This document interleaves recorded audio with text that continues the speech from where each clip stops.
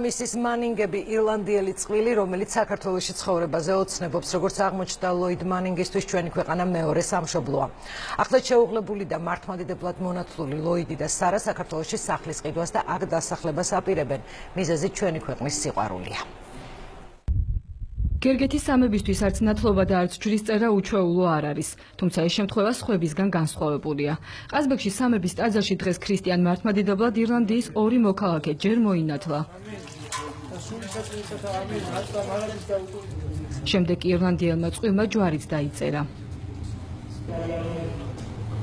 ლოიდ მანინგი ამბობს, რომ საქართველო მისთვის მეორე სახლია.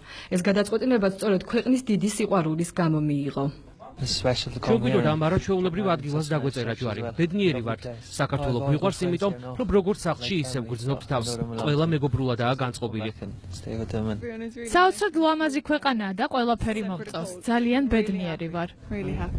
მეუღლე სარა ქოირი საქართველოში პირველადაა. გვიყვება, რომ ლოიდი საქართველოზე ბევრს უამბობდა, ამიტომ ბევრი ადგილი მისთვის კარგად ნაცნობი და უკვე ახლობელია. წყვილთან ერთად საქართველოში მათი მშობლებიც ჩამოვიდნენ.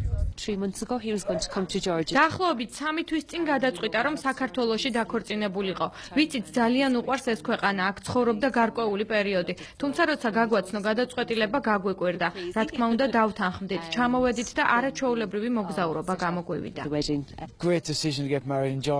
საქართველოში დაქორწინება შესანიშნავი გადაწყვეტილება იყო. მიყვარს თქვენი ქვეყანა, უკვე მეორედ ვარ აქ.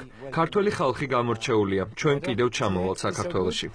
ლოიდ მანინგი საქართველოში პირველად 7 წლის წინ ძიუდოს წვრთნაზე ჩამოვიდა. ტატამზე გაიცნო ქართველი თედო აბელაშვილი, რომელიც ახლა მისი საუკეთესო მეგობარია. მას შემდეგ საქართველოს არაერთხელ ეწვია. გაეცნო ქართულ კულტურას, მოიხიბლა საქართველოთი, ქართველი ხალხი ზოგადად. არაერთხელ ჩამოვიდა მას შემდეგ. სიმართლე გითხრათ, მე ვერ წარმოვიდგენდი თუ ამ დონემდე, ამ ეტაპამდე მოვიდოდით და გადაწყვეტდა გაქრისტიანებას და ჯვრისწერას, რაც მე ძალიან მახარებს. ახლად შექმნილი ოჯახის საქართველოსთან კავშირი გერგეთის სამებაში ჯვრისწერით არ სრულდება. ლოიდი და სარა სახლის ყიდვას და საქართველოში ცხოვრებასაც გეგმავენ.